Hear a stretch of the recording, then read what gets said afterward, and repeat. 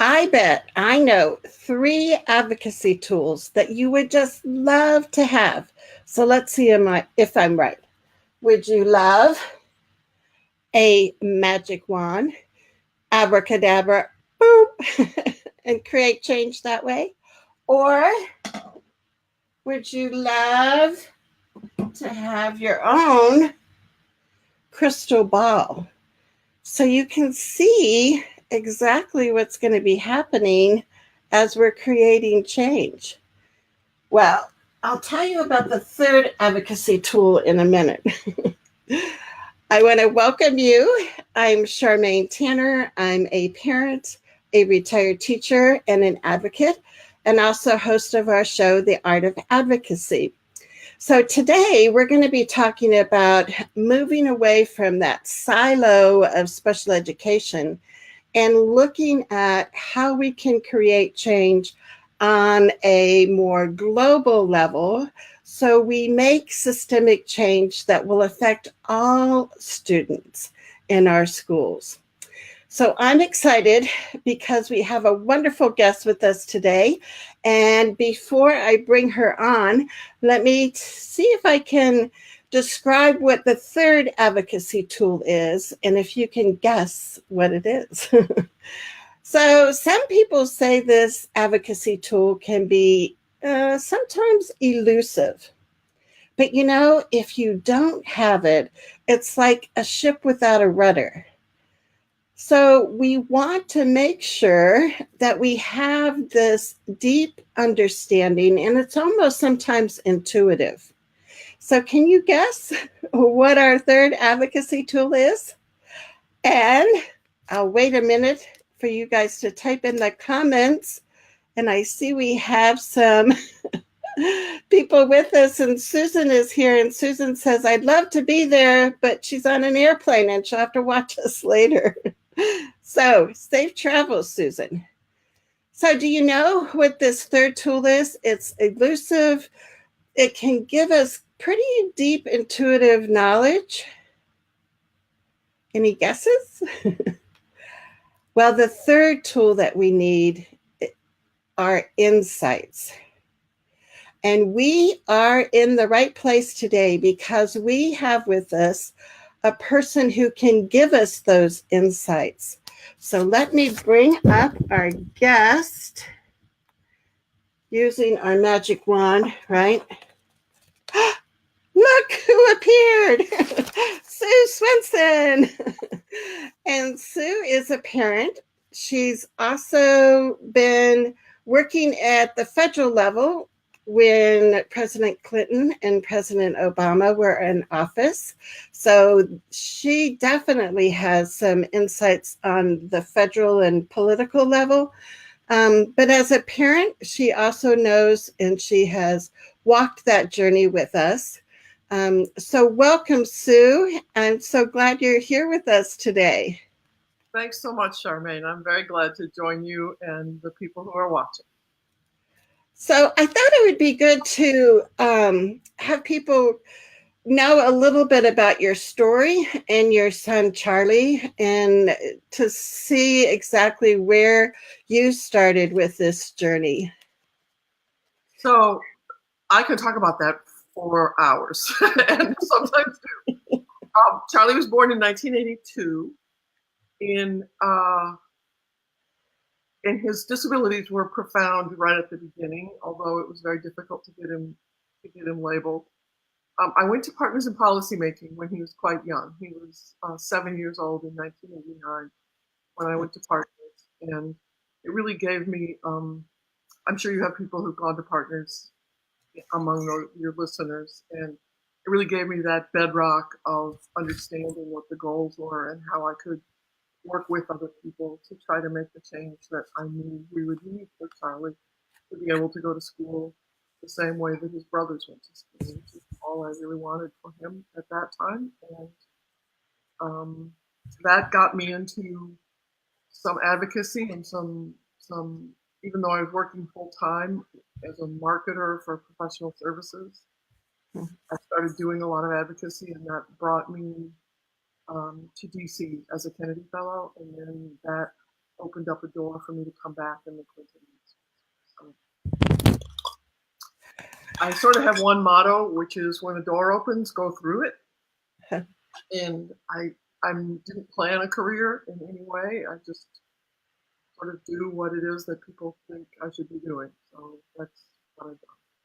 We did have full inclusion for Charlie in school, in a regular Minneapolis school. And I was very involved in all the systemic pieces of advocacy at the special ed committee level at the school, and PTA, the building committee, um, all of these other roles that I got to play, um, partly because of being Charlie's mom and partly because of being Leo and Eric's mom.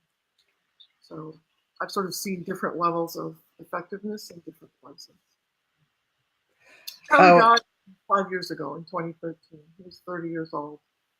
He had muscular dystrophy among his labels. So 30 was kind of old for a guy with dystrophy, but I miss him every day. And I think about it every day. So. I'm sure. And Sue and I were talking before we came live, and we were talking about people first language and identity first language. And if you want to share with us, Sue, the label that Charlie preferred.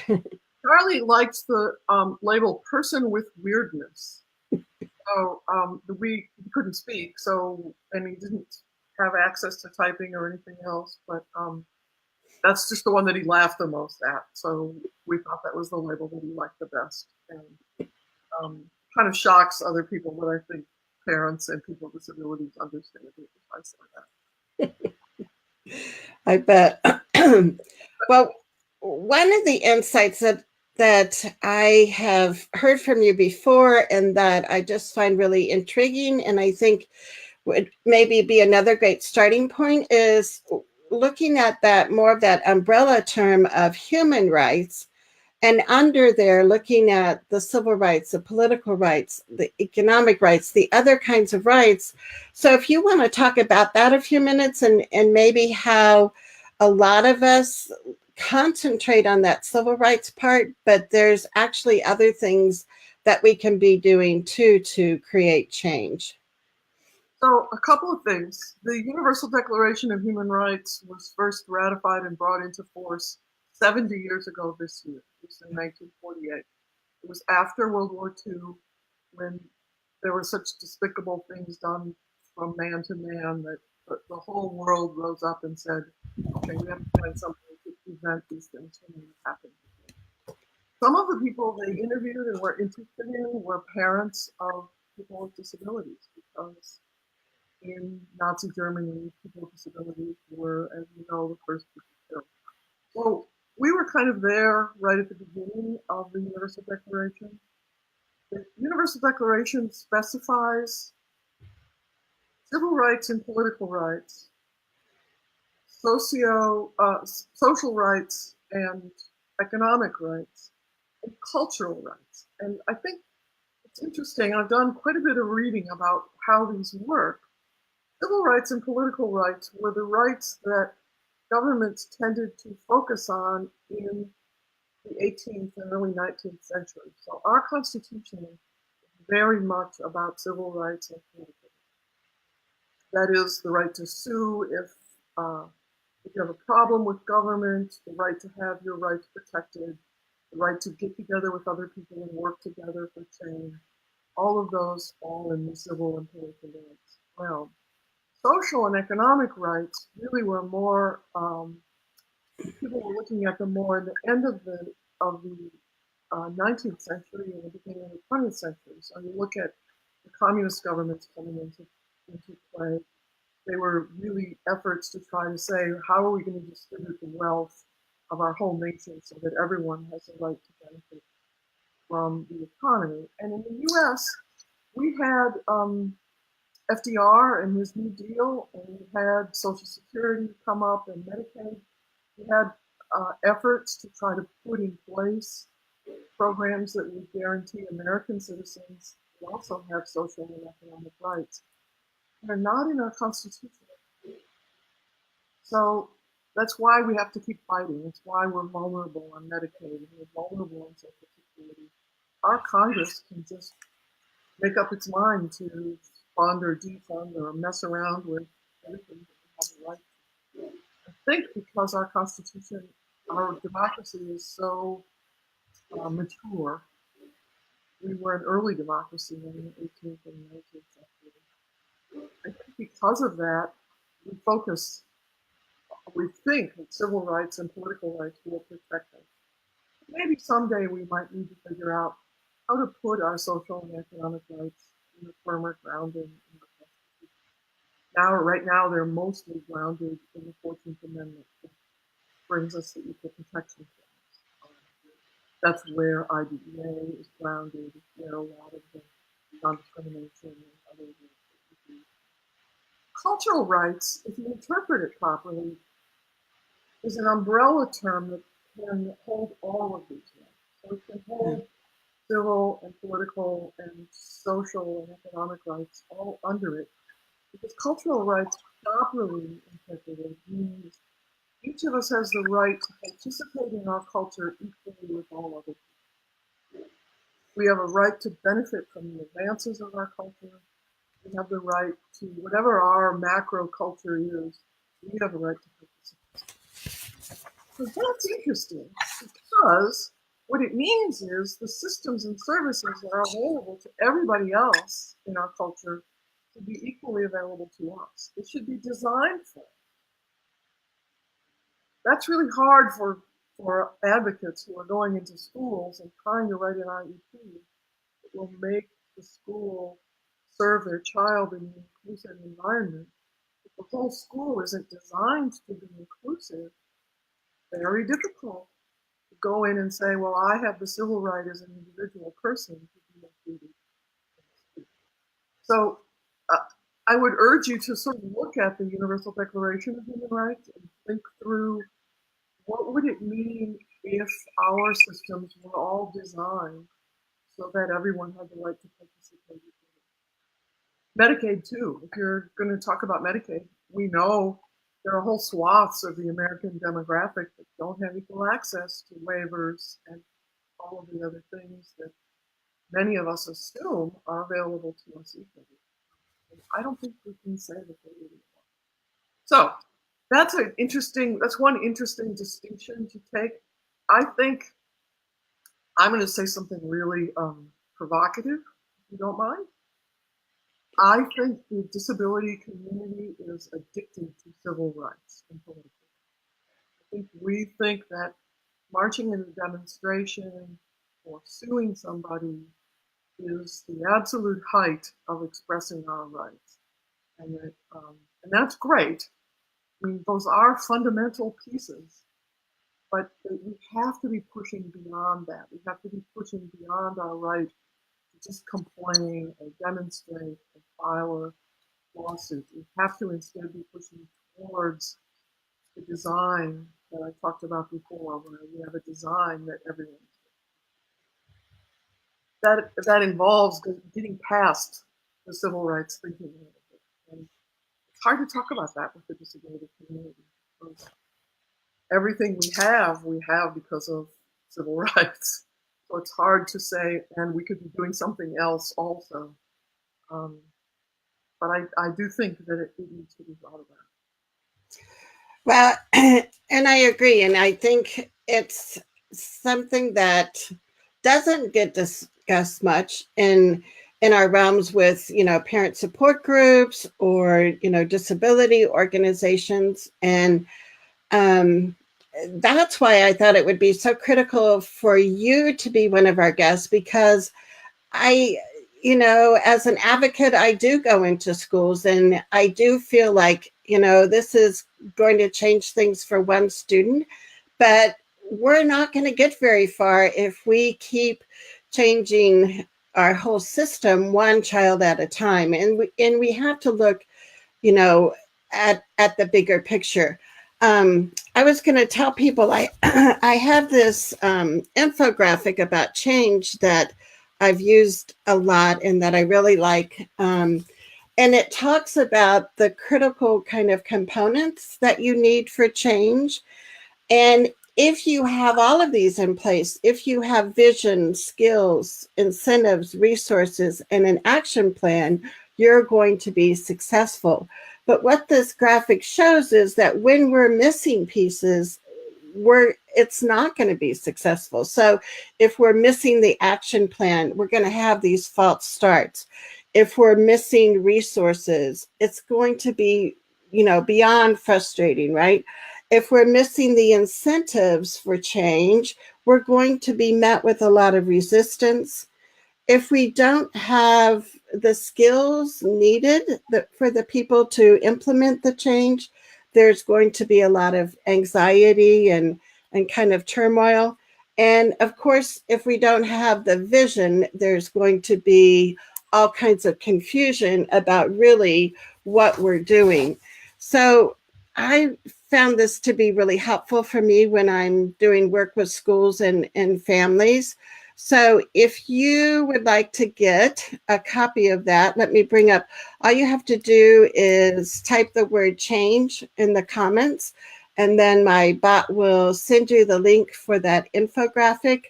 But when I was talking to Sue, she says that she has something even more simplified, which sometimes, right, if we keep it simple, it can even be better. So do you want to talk, Sue, about that? I can't tell you how many times in a meeting I have just written these 4 words, and the way I arrange them is resources goes on the bottom, structure goes on the right,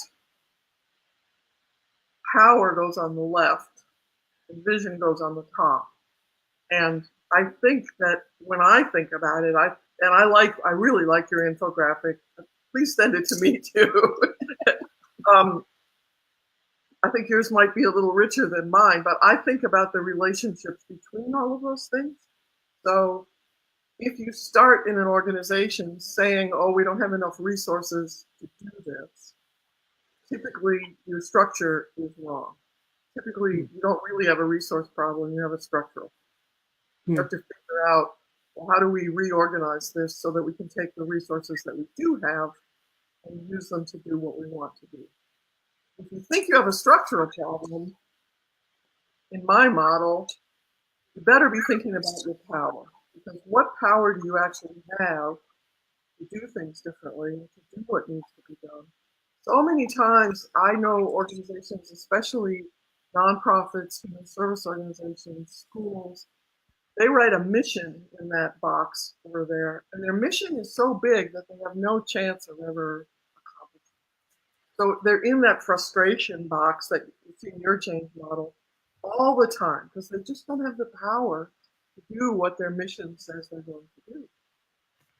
But you do have power, and you have to think through what is the power that you do have. So if you're working just in one school, your power is your connection to all of the other families who are in that school. And how can you use that power to begin to look at structure and how it changes? Vision, I think we should all be thinking about vision a lot more than we do. And it's not just someday the world will all buy everybody a Coke and we'll all sing in perfect harmony.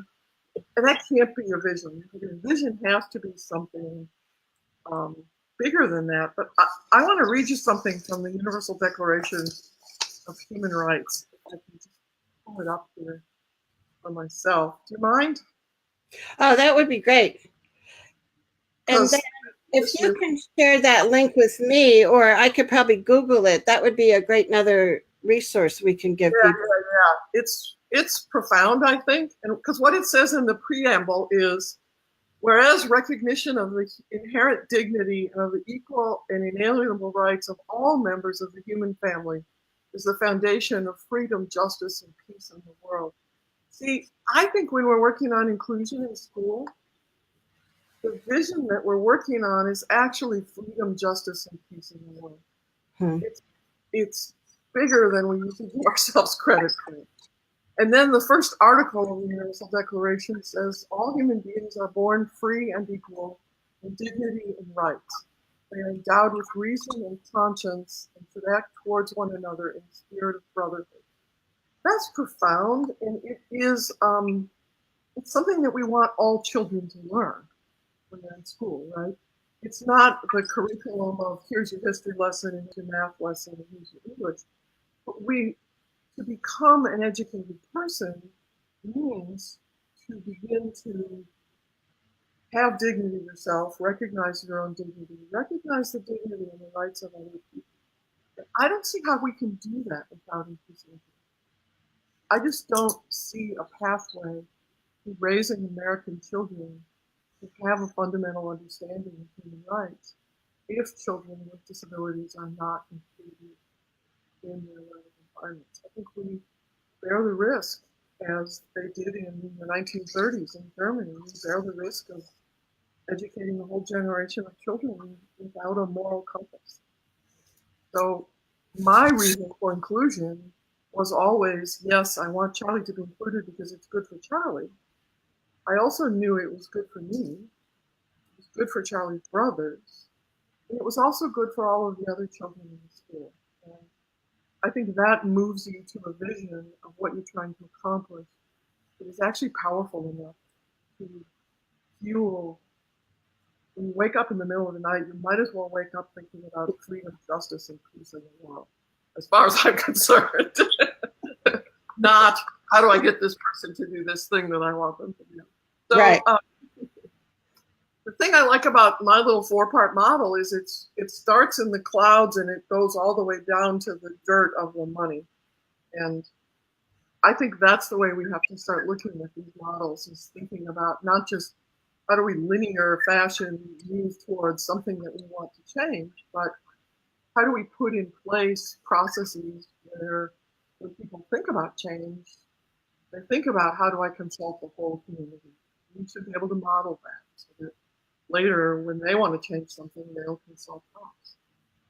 Well, yeah, and Jim is asking if you can repeat as far as the vision on the top, the resources on the bottom, and then, so if you can just repeat. I wrote a little PowerPoint for this, and then I realized that it's powerless and pointless, but I will send it to you so that you can have the notes.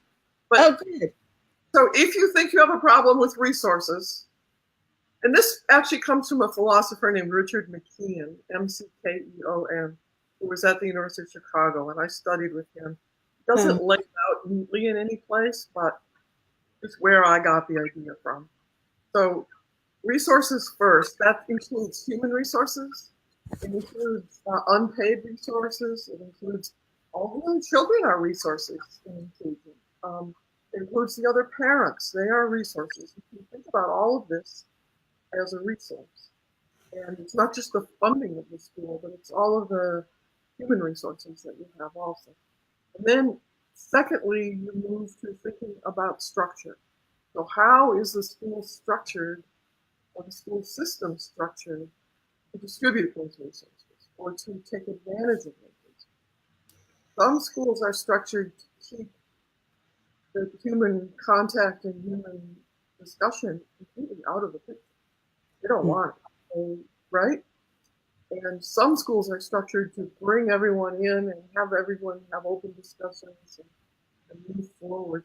We funded, when I was in Obama, we funded the Swift School project, which I really love, because what it did more than anything was help schools figure out how to have those conversations about what are the resources that we have in special ed, in Title I, in English language learners, and how can those resources be brought together and planned in a different structure so that they reach the needs of all children, rather than staying in those little silos of, oh, here's special ed money, that's just for kids who have an IEP, here's English language learner money that only belongs in this. And Swift really, I thought, had a brilliant proposal and a brilliant idea of how to begin to put in place in schools the skills that were needed to really address all of those things and to bring the community to build the trust that people need to make those decisions. So then if you figure out you have a structural problem, you need to think about power. And this is the place in a strategic plan where most people will write the word mission. And what I'm saying is, I think mission is really dangerous. I think people bite off more than they can chew, and they forget that their power is limited. And sometimes they don't even make use of the power that they do have.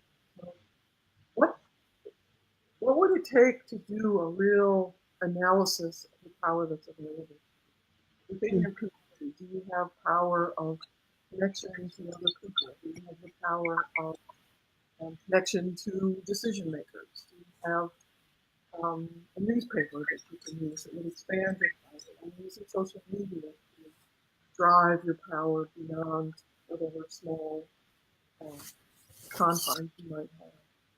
Really think through, what do we have the power to do? And my point is, you have the power to include children with disabilities in a dignified and equal way in school.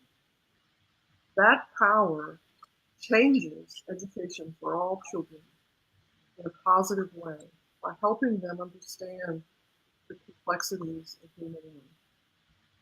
If you're doing that, then you're really reaching the vision of trying to create freedom, justice, and peace in the world. That's a more enticing and interesting and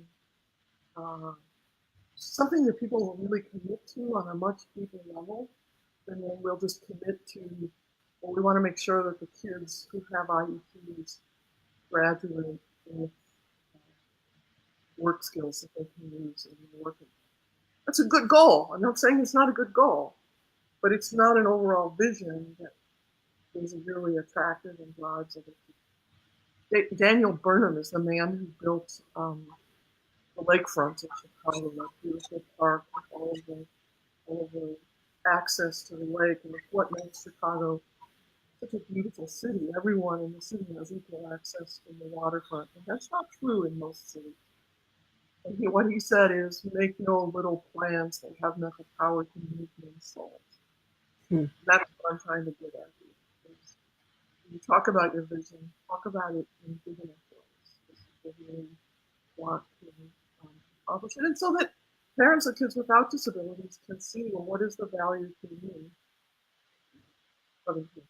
Because they have to be included too. Kids without disabilities have to be included, and kids who are, quote, gifted, whatever that is, have to be included. And parents of those people and teachers who are nervous have to be included. Teachers who are veterans and haven't done anything new for 20 years, they have to be included if we're going to make real inclusion. And so that's a pretty big vision. To think about, how do we bring all of these people in? They all have power to contribute, and talking to them helps you move that forward. I hope that makes sense. Oh, it does. It does. Sue.Swenson@gmail.com. If anybody wants to engage in anything on this, I'll send you everything I've ever thought about it if you want. Oh, good. Oh, that'd be great. Yeah, because I know people would love to be able to kind of dive into this deeper, and then those are resources that they can share with other families and other stakeholders, because I totally agree with you that I think so many times as parents, we kind of get into our own silos. And so one of the things that I always encourage families to do is, don't make this special PTO organization. Go with the culture of what's there in your school and embed that change in there. Like, I think about, like at the elementary school where I taught, we always had a book fair a couple times a year. And so if parents of kids with disabilities can serve on that PTO and that book fair committee, some of the things that they can bring up are, is this going to be accessible with how we have, the shelves arranged? Are we going to have, a variety of reading levels and, just kind of different thoughts? And that's how we can embed things, because when we keep ourselves as this separate parent silo, then we're a special interest group. And I think that diminishes our power. And so we do need to open up that circle of allies and think, beyond that school community, like you said, to look at other people in your community and how they can also be connecting and helping push that change. I was in my MBA program, we learned to draw sociograms. And I have done this frequently in my life. So you start out not just with the solid line reporting structures of everyone, then you draw the dotted lines. Who do they know? Who do they hang out with? What church do they go to? Who are their friends? These are sometimes where the real connections come from, not the solid, oh, this is my boss and these are my subordinates. So I couldn't agree with you more, Charmaine. I think building a larger tent is the first piece. Now, this seems really difficult. If you have a kid with a disability, you want them to have good education next year because you don't want their developmental period to go by. I found, for me, the fastest change I ever made was cultural. Say that again. Your mic is cutting out a little bit. The fastest change I could ever make was cultural change. Oh, okay. In Charlie's school, I fought and fought and fought for him to get from the segregated preschool to a smaller segregated preschool that was closer to our house, to a segregated kindergarten. Then he was in a segregated classroom in the same school where my other sons went to school, which is 2 blocks from our house. It took me 4 years to get him there. So he was in 2nd grade by the time he got there, but he was in the segregated classroom. And I just went to the teacher of my older son's 2nd grade and said, hey, Joan, you have story time after lunch, and Will used to really like it. Could Charlie come just for those few minutes while you're doing story time after lunch? And Joan was in one of her last years of teaching, veteran teacher, and she said, sure, absolutely. Send him down. We'll bring him down. He's right down the hall from us. We'll bring him in for story time, and then we'll send him back after story time is over. I said, great. 2 weeks later, she called me up and said, Sue, I need a favor. And I thought she was going to say, he can't stay for story time because he just makes too much noise or has too much autism or whatever. She said, the kids don't want him to go back to that little room. They think it's sad. They want him to stay with us all afternoon. Would that be okay with you? And some of you have probably heard me tell this story before. I said, Joan, as a special favor to you, he can stay all afternoon. Right? And then I started a rumor in the school that you could always tell the best teachers, they were the ones who could handle the kids with disabilities. They were the ones who knew how to individualize, differentiate instruction. And, MBA marketing started with rumor. She calls me up 2 weeks later and says, the kids said they think he would like science. And we do science in the morning. So if it's okay with you, we'd like to keep Charlie in 2nd grade all year long. I said, great, done, you got him. Bye. He had a wonderful year. She said it was her best year. And she was then the model. She was a powerful teacher in the school. Other teachers wanted to be like her. And we began to build this whole system around her. The next year, we had so many requests for inclusive classrooms because of the rumor. We had to break up the whole special ed room just to create inclusive classrooms for everybody else, because the kids without disabilities wanted inclusive classrooms. And they were right. Our test scores went up for the whole school. And so then we began to be a model for Minneapolis. We invited, the principal was a wonderful man who got a local Chinese restaurant to donate supper. We had one night a month where we invited anyone in Minneapolis who was interested in inclusion come and have supper with us, and we would just chat. And, a very short program, and then lots of ability to just talk over supper. And that was so much more powerful than anything I could have done with insisting on my civil rights under the IEP. So I think that's where real inclusion comes from. I have to say, after I was gone, It lasted for a while, and we got an elevator put in the building, other key things to make the program inclusive. But when the teachers who were part of that changed, and they all started to retire some years later, I think it kind of went away. So keeping things in place is sometimes just as hard as making them happen in the first place. Oh, it is. It Yeah. is. I mean, that trail grows over pretty fast. And that's the part that can be really frustrating when you do have, a change of personnel or staff or, but yeah, I think, we do need to look beyond just like, well, this is what the federal regs say, and this is what my kid deserves, because there's this culture change is going to have a deeper effect. And like you said, it benefits all of the students. The other parents see that. And I always think it's a good idea to think of inclusion with a marketer's hat on. I'm not sure what that hat would be, but because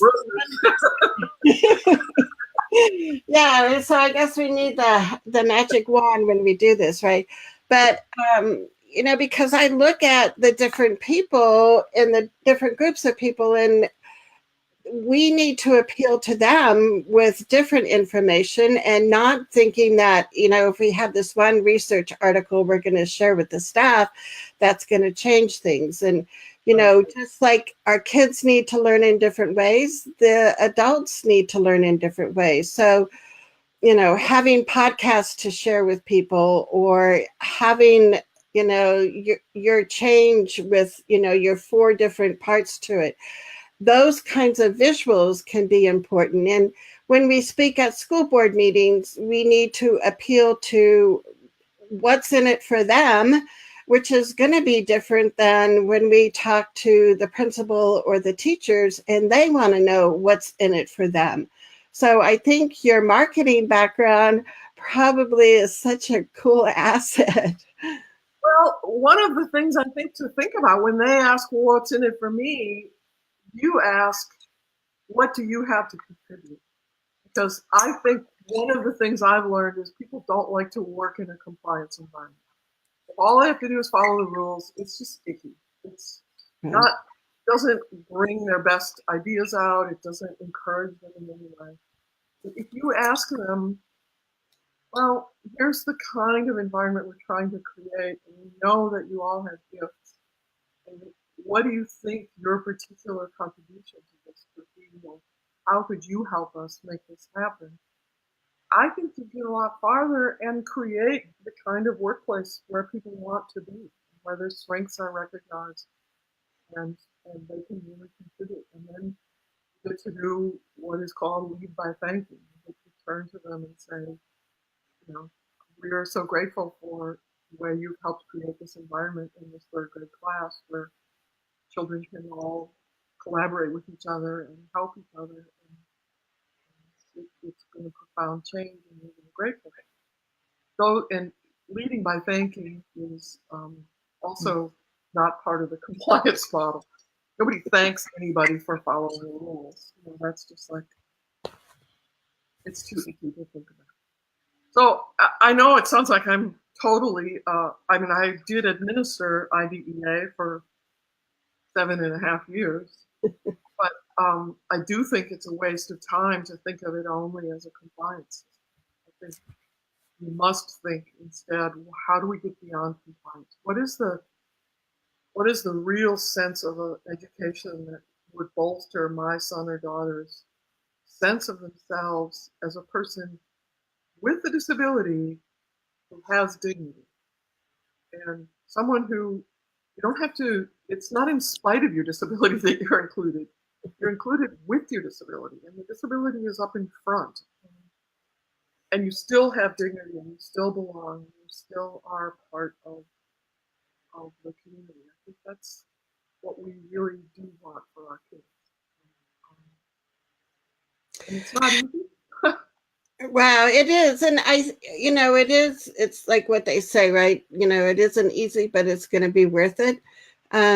And I know another thing that you talk about is parent leadership. And so I look at, if we look at the four kind of components that you had talked about, not all of us are going to be great leaders in each one of those areas. And so, if that's why we need this wider circle of allies, because we can tap into, parts of it that are going to fit with our personality, our, kind of motivation.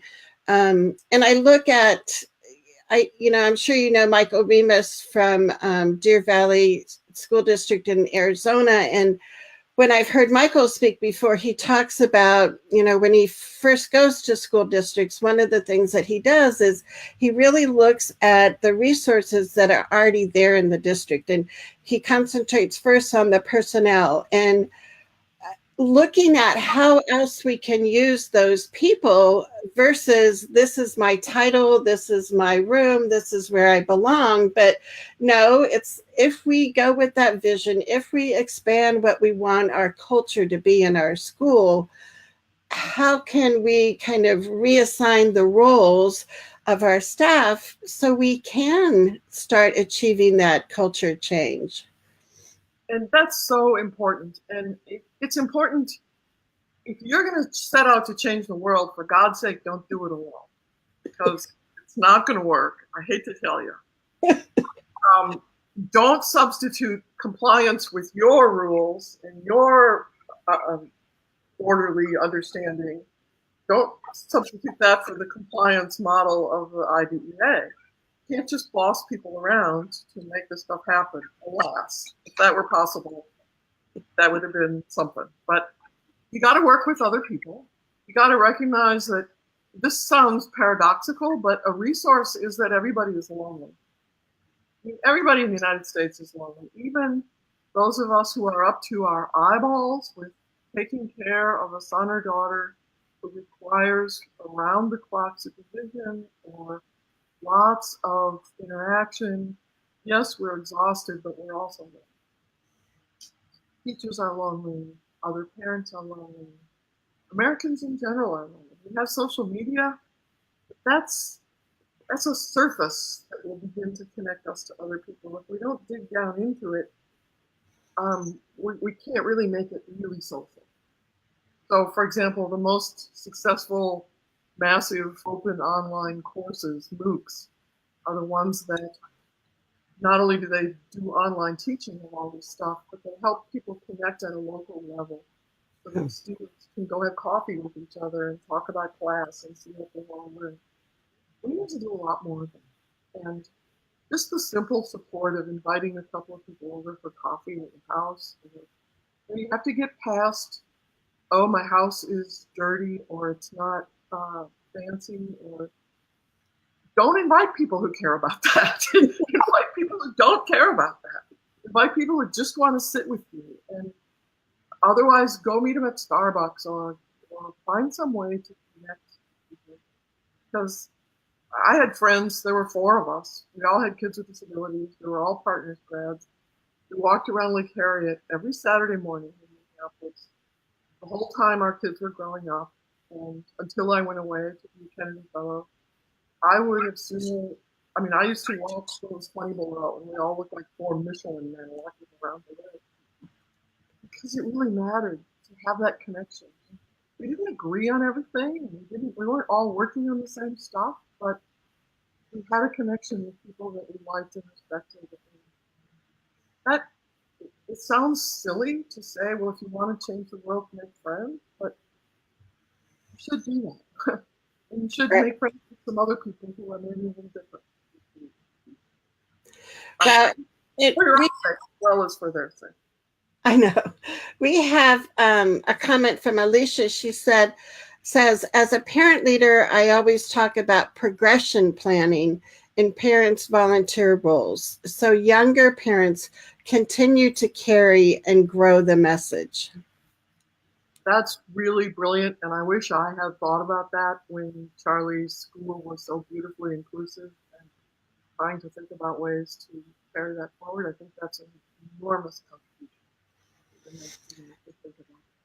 Yeah, and Jen says a place where strengths are recognized. Yes, who doesn't want that? Exactly. And yet, in our schools and with our IEPs, sometimes we're just focusing on deficits, aren't we? Not just our kids, but also ours and the teachers. Oh, I know, and that's the thing. If I think how everything is, I don't know, set up now as far as from the federal level and the monitoring that they do for states and the states feeling this pressure that they have to, meet these compliance goals. And I know that OSEP has been talking, in the past few years about changing that to outcomes and not just compliance. But I just still see so many districts where if they can check off the boxes, they feel like they've done their job. And that's where I think this conversation about culture change is so critical, because we're not here advocating checking off boxes. We're looking at that big vision we have for our child and all the kids as far as what rich future they're going to have. And yes, academic skills are important, but you also look at basic things like relationships and just that. Go ahead. Self-concept. I mean, Yeah. all of those things. I think that's right, Charmaine. Yep. Yeah. So To me, working with Inclusion International, that I have learned, and I learned as I progressed from Minneapolis to the state of Minnesota and then to the feds. Everybody thinks the problems are local. They think it's their school or their school district or their state, or sometimes, oh, it's our country and our laws. And now working internationally, I don't know anybody around the world who isn't struggling with exactly these same topics. How do we make the school truly inclusive? And I think we can do it. I don't think we can depend on IDEA to do it. I think we have to do other stuff to help us get there, but that's the beyond compliance. Um, and I think the goal should be to make sure that IDEA is not in the way. Make sure that compliance does not stop real progress and real good ideas happening. When they first passed the Education for All Handicapped Children Act in 1975, there were two goals. One, make sure that all children with disabilities would have a free, appropriate public education. Two, make sure that all other children would learn that disability is a natural part of the human experience. Now, that is an embedded culture change. That was a vision for what America would be, where we would all recognize the goals of the ADA and the way that the ADA works.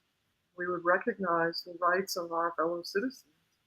They built that in 1975, but frankly, I don't see where we're doing that anywhere in the law, where we're really trying to focus on that. The other thing is empathy for other people. I'm sometimes in a place where I just get on my high horse and I want to say, well, no one should have the right to sign their child up for a segregated classroom. If placement is discussed and it's segregation, I don't see why a kid with a disability should have access to a segregated setting. You can't request one because of race or gender or anything else. Why should you be able to request segregation? Sometimes I think that's right. And then I get angry that so many parents do sign and approve an IEP with a segregated placement. And I realize that that's my own empathy that's at fault there. I have to really think through what would make a parent do that? What has backed them into a corner where they feel that that's their best option? And how do we reach out to those parents, the ones who are afraid of their status within the community, or um, they're afraid that their child won't get what he needs when he's in a regular classroom, that it will only be delivered if they're compliant and they go along with the segregated classroom. That requires a different level of empathy from from a leader, and a different way of reaching out and thinking through how are we going to reach out to all of these. Make sure that nobody is signing on that dotted line. Either that or Olmsted has to turn its face to schools. And we have to have the same rule for schools that we have for institutions for people with disabilities. We need to be able to say, yeah, you can have a segregated school, and the parent has the right to choose it if it's among the options, but you don't have to have a segregated. And you're not allowed to keep pushing people in there just to keep that model open.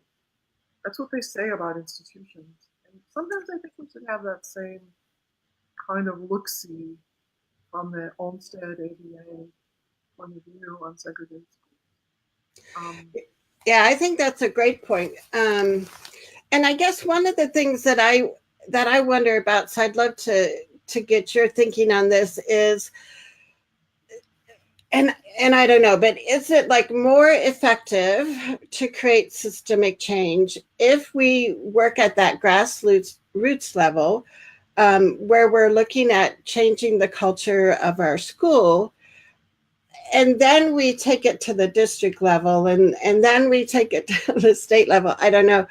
Or do we do all of these things kind of simultaneously? And, I don't know as far as what research says about how we go about this, like, like the nuts and bolts of this. I think you just designed a change process that has not yet been tried in the world, and that I believe would probably be very successful, which would be take advantage of social media to connect to the people who are doing the same things all across the United States, but act local.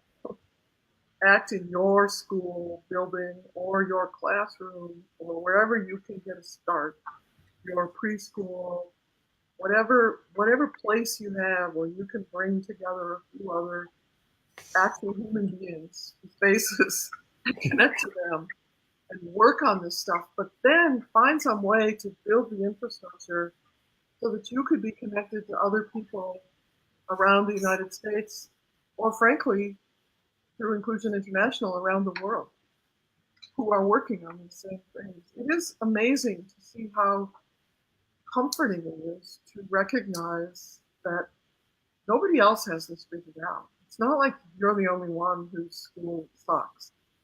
It's these things are difficult, and they're difficult for reasons.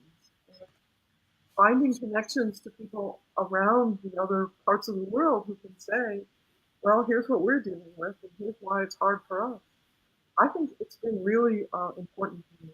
Really, not that I want to admire the problem, but I do want to admire the courage that people have to try to make these changes every day.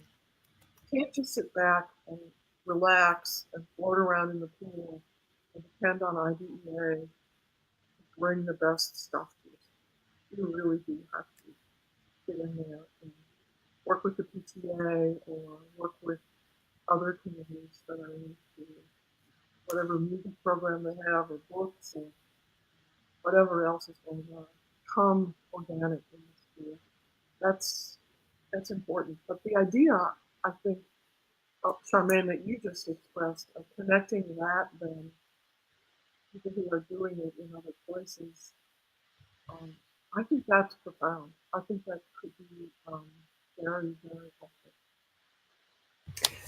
And I mean, we do have the benefit of things like social media, and I know there are some Facebook groups that are looking at, bringing in a variety of stakeholders and looking at and really not only making those connections on a human level, but like you said, learning from each other and saying, when we had 6 people go to the school board meeting, it was a lot more effective than when we had 1 person. When we had disabled students talk to the school board meeting, guess what? The media picked up on it. We got a lot more encouragement, and we we started seeing other people asking, what can I do? So Right. I think it does come back to that human level, and those principles of justice for all and freedom and peace. And those are, that's what our vision needs to be based on, not, how many state standards is this child going to reach before they graduate high school? Or how many minutes of OT can I get for them every week? Right, right. Um, Go ahead. I think in Inclusion International, we've struggled with this stuff, and we try to take our leadership from people with disabilities. We represent children with disabilities and families all over the world, but then we also represent adults with intellectual disabilities and their families, because their families play significant roles in supporting them, typically for a lifetime. And those folks, we just had our World Congress in Birmingham, England, in June, and the self-advocates told us they demand to be included as a part of the communities. They want to be out in front.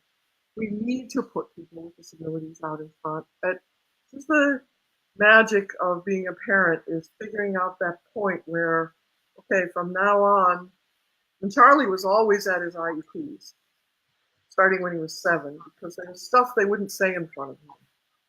Even if they knew he couldn't speak, they still wouldn't say some really disgusting things in front of him. And they liked him, and they wanted to see what it turned him on.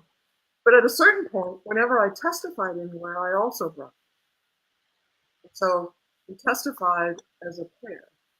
And you're right, it is profound when the people with the disabilities are in front and the parent is in the support role behind. And with transition, we really need to be thinking about it. And we need to be thinking about how do we partner with adults with disabilities who can help us by talking about, well, here's what my experience was like in school and why it was a problem. So I think there's partnerships that we can make, not just with other people who are like us, but with the whole disability community. So the people with disabilities told us they needed not only to be included, but they wanted to be valued. And that meant they had to have jobs, and they had to have housing in the community, and they had to have all boys and girls going to school equally and being included. That's a problem worldwide. We have some places where a boy with a disability might have a right to go to school, but a girl is without home. And those are things we have to work on that aren't true here in the US, but I think we could work on gender differences. We certainly know there are race and gender differences in how children are treated, or how they are expelled, or how they are secluded. So, and then they also wanted us to work on all institutions being closed. And their definition was an institution is any place where the person's opinions don't matter. And I thought, well, that could be some schools. It could be some families. And none of us wants to be that family, but I've been on that edge where I thought if I could get through the next 5 minutes, I would be lucky. And thinking of ways to give Charlie more options and more choices wasn't always right where it needed to be. Struggled with it. Having other people around you help with your own weaknesses. Oh, exactly. And going back to what you were saying with the Olmstead decision, Kristen's in Ohio, and she says, how can we get Olmstead, that act, to affect schools? Well, so piece of good news, the Justice Department, their decision in the Rhode Island transition programs and segregated sheltered workshops was about Olmstead, and it reached into the schools. So if we look at that, I think it would be important. There are some key people. If you send me emails, I will connect you to some people. I'm not comfortable giving their email out without asking them online. But send me an email and I can connect you to some lawyers who I think might be interested in it. Well, and that would be super. And Jen is saying, which is just a fabulous idea, about the opportunity to bring people together by hosting a screening of the new film Intelligent Lives. And that's going to be available for communities this fall. And that's a perfect opportunity to not just bring people, that are parents of disabled children, but to reach out to your friends and neighbors and to talk about this, and maybe have a group screening, and then you go out afterwards for some libations and talk about it. But I think Dan Habib's new film, that Intelligent Lives, would be a great starting point for some community activism. I think that's a great idea. And there's also Deej, the movie made by the young man with autism who went to college and graduated from college and is non-speaking. And that's a powerful movie too. Habib's movie, I haven't seen the whole thing yet. I've seen pieces of it. Right. Even if I watch a piece of it, I cry. So I think it's a very powerful movie. And he has made it available for screenings. So I think that's a great suggestion. Yeah, I think so too. Well, we're at the top of the hour. I am, as always, I think we could just, like you said at the beginning, talk about this for hours. You have given us some great ideas to spark and have some things percolating within each of our minds. So I'm thrilled about that. You are very gracious in that you have said that if people want to email you, that you will get them in touch with some other resources. I want to remind people that if they would like that change infographic that I showed earlier, just type the word change in the comment box and we'll get that over to you. But I just thank you, Sue, for being there for all of us. You, and it's almost like I think of kind of like, I don't know, like the Native American culture, as far as, learning from each other in those oral stories and how we can keep the energy going. And I see you as one of those people that we can continue to learn from. So I'm indebted that you could carve out some of your time and be with us. And I know all of our viewers are also so grateful that you were here with us today. I'm very grateful for the time, and I hope you guys will look up Inclusion International. And if you just Google it, find us, and maybe you want to join. Thanks. Yes, definitely. And I think when we're looking at change, starting from an international viewpoint can help us, and that gives us more stories that we can share and more connections that we can make. And that's how systemic change is going to evolve, right?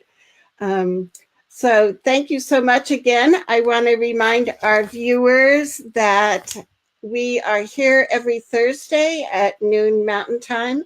Next week, we're going to be talking about how to create different kinds of options, because so many times when we're problem solving, I think we get such a narrow focus. And so next week, I want to talk about how we can expand that and look at all the possibilities that exist for our kids. So until next Thursday, I'm Charmaine Tanner, and we shall see you then. Take care.